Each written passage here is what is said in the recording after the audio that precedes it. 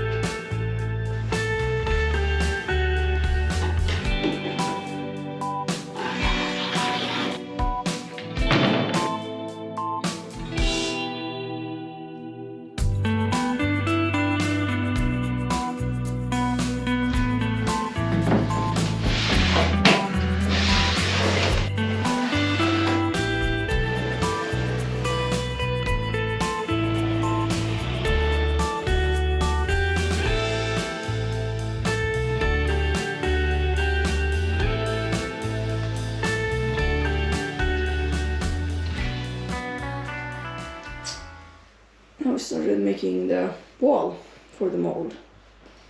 So this will be like a wall all around it.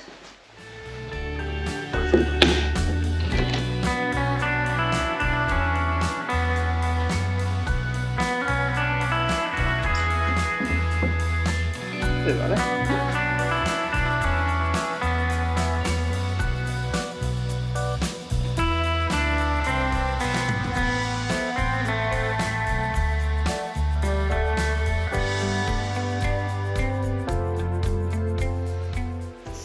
Now we have put up the supports and they are in place. Next step is to cut out the walls and put them in place.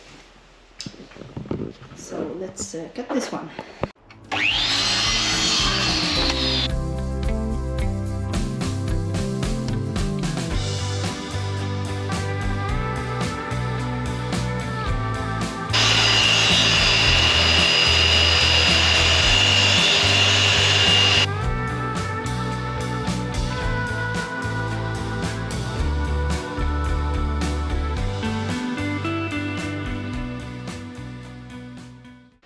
And here we are mounting some supports on the side so we could get the plywood for the rounded edges in place. So now it looks like this. We have the plywood and then an extra support on the side, and here is the line for the rounded edges.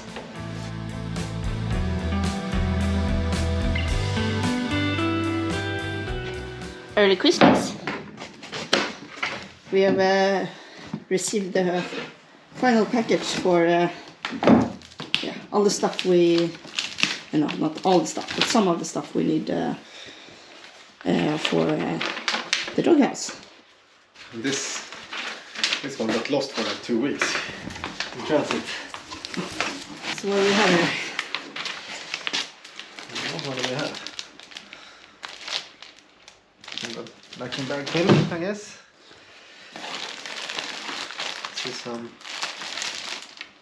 I've never been vacuum bagging or anything before, so we just bought this look like a starter kit, but just a little bit of everything just to try out. This is this perforated film, I think, used for vacuum bagging as well. We also bought stuff so we can try to do some resin infusion if you want to. What is this? This is some infusion mesh maybe. This is a vacuum bag nozzle. I'm sure I want to pack everything up. This is just some light fabric. A lot of mixing cups. And rollers. Corners. Nice. But we're not really there yet. No. And then we also have other stuff here. We have quite a lot of resin and other stuff, and some fabric. Both carbon and that's one.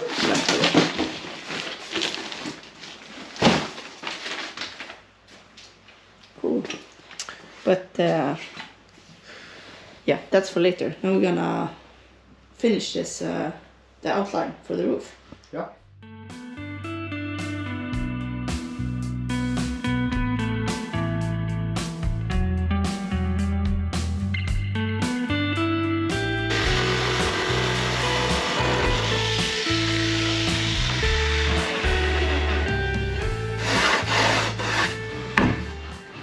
Not the favorite one.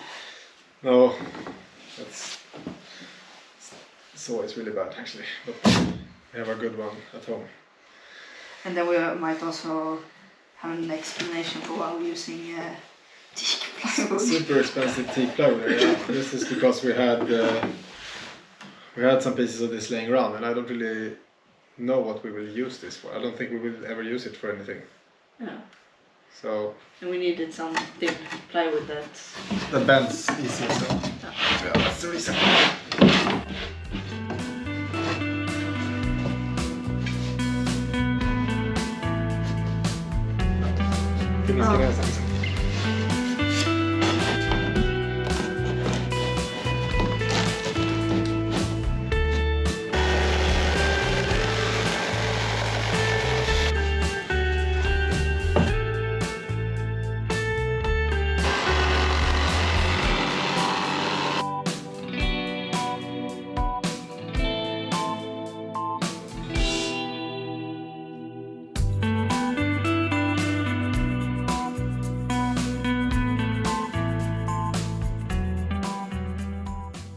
This looks good, right?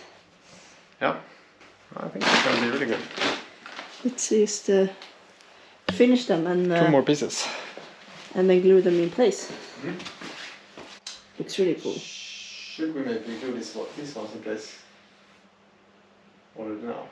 Yeah, maybe. Yeah, let's do that.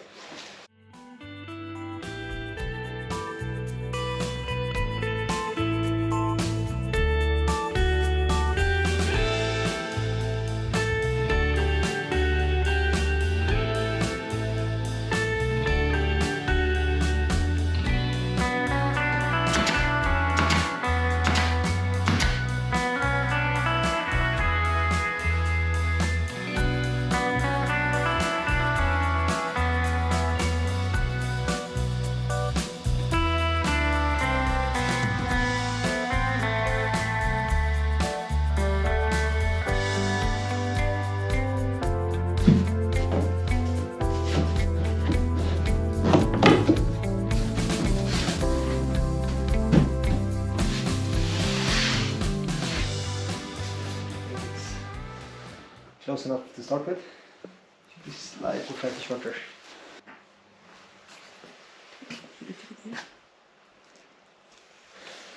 And let's make a copy from this one, and then we start from that.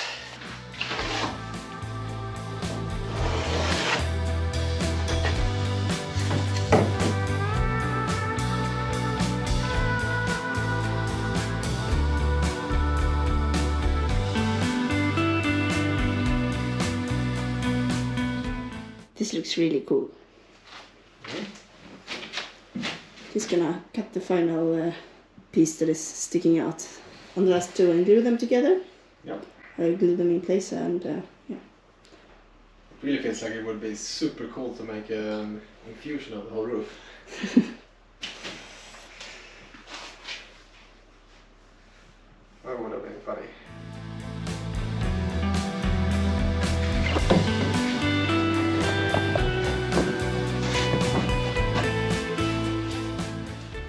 fit.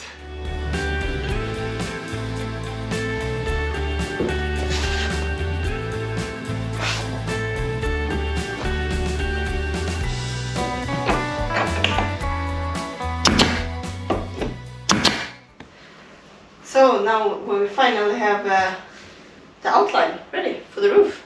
Next step now would be to add some putty in corners or edges and yeah, wherever there is too much unevenness. Paint it so we can put on some plan to use tape. So we put this tape in place so to get so the actual roof won't be stuck to the mold. But then as we have tape, it will be the edges of the tape will be visible on the actual roof. So we could do a perfect surface on the mold and then just laminate against or put gel coat and have a perfect surface on the roof. But that means we have to do a lot of work on the actual mold. So instead we would do that work on the actual roof instead. So the real surface finish will be on the roof itself once that is finished. So the tape is to make sure it doesn't get stuck, but there will be unevenness on the actual roof after laminating. Yeah. So we basically use the mold to get the shape, not the actual surface finish in the end. And we will put putty to get the worst. I guess there are some bigger holes here also. Yeah, and we want to have radiuses in the corners and stuff like that. Yeah, but it's not for the perfect finish. We choose to do that on the roof instead. We see? As we still want to, because we want to paint both sides as well. We want to paint both. I mean, we want the inside of the final doghouse to be painted as well. So we still need to paint it anyway. So then we figure it's just easier to just paint everything in the end. Let's see how that goes. Okay, so now we'll start to put on putty for the corners. So we printed a couple of these rounded, defined radiuses, so we can use them to get a good shape from start. Okay, so we plan just to use some regular sheep putty. I'm not sure exactly how you describe it. Regular putty. Definitely not marine grade, anything like that. It's just for normal indoor use. But as we only use it for the mold to get the correct shape, and then we're gonna paint with whatever cheap paint we find and then tape it, I think we'll do it.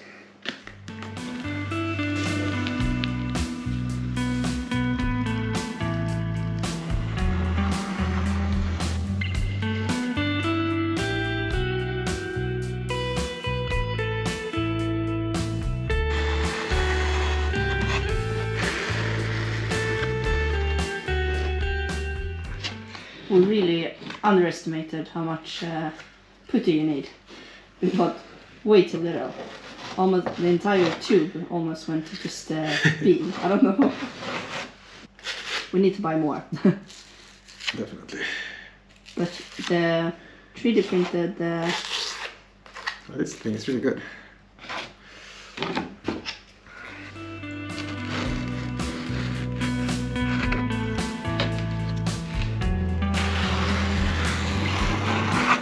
And of course when this dries, it will crack and stuff. But we will put several layers, so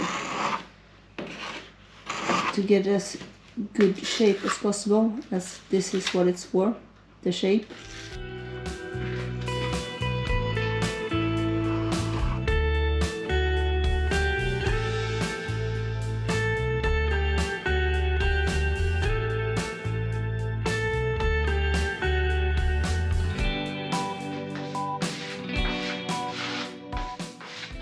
We have a first layer done.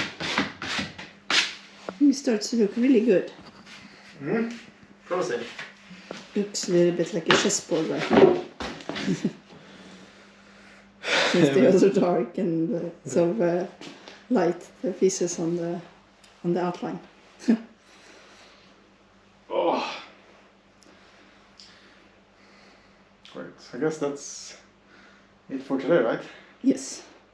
Been a really good productive day. So It'll be so exciting to start to laminate. Yes. Super and exciting. Start to lay up the carbon for the beam. That's going to be very, very exciting as well. And then next step, more putty, and then paint, and then tape. And then, if that is the way. Yeah. Maybe it is, I don't know. To be decided.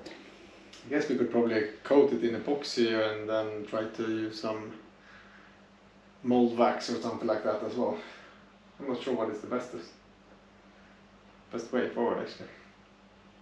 It would be a bit fun to do it with the tape because it's a bit more, I don't know, non-conventional way of doing it. I'm not sure how much we dare to experiment either. Let's see what we do.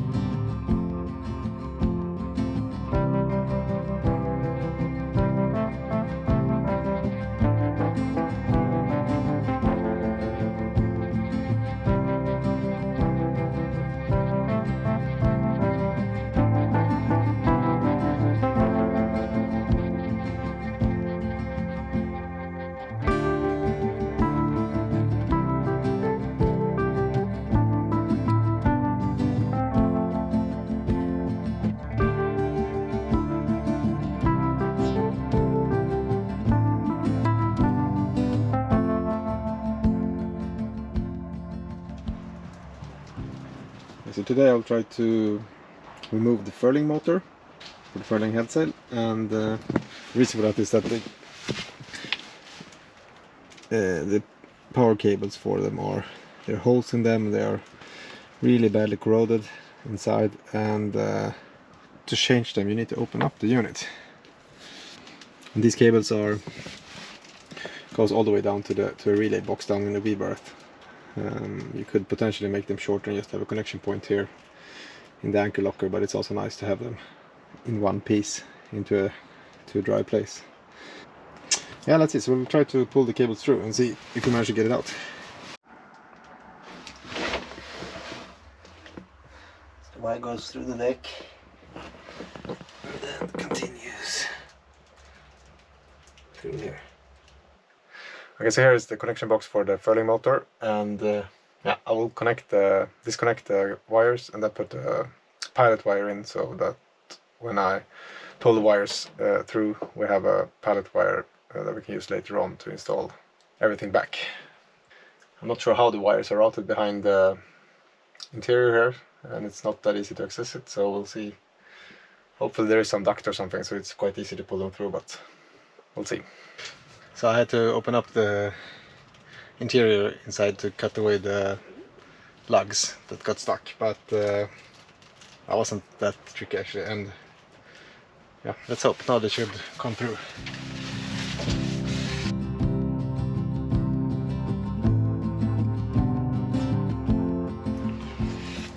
So I think the cables might actually be in better shape than I anticipated, and I am a bit hesitant opening this one up, so I'm not sure if we'll be able to seal it properly again, but yeah, we'll see. At least I'll bring it home and then we'll see if we'll try to make a proper cover of this, or where it's damaged, or if we'll try to open it up and change the whole cables. We'll see.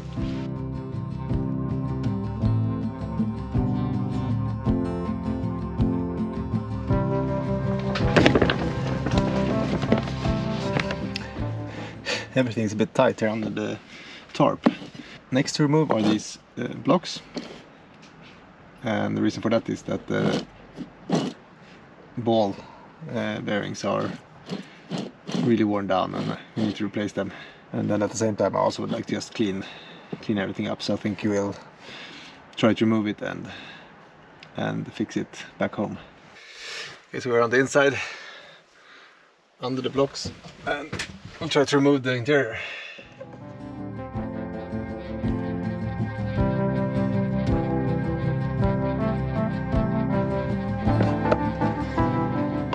Okay, it was definitely a good thing to open up here, because it's also leaking quite badly. And I would say it looks like it's both from the block and from this one. We'll probably reseal both of them then. It's actually even written here. Leakage. And then there are arrows. Interesting.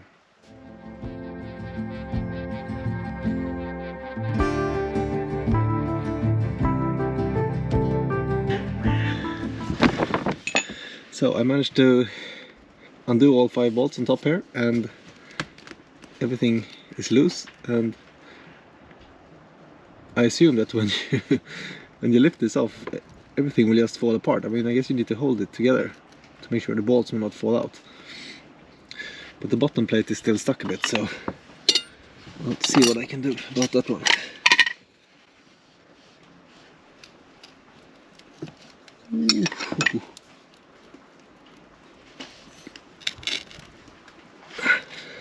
It came out quite easily. I'll need to secure this in some way now. So I managed to get the starboard block out as well, and luckily there were no leakages on that side. So now I'm just going to bring them home, clean everything up, buy new ball bearings, and then when it gets a bit warmer outside, we're ready to mount everything back together again.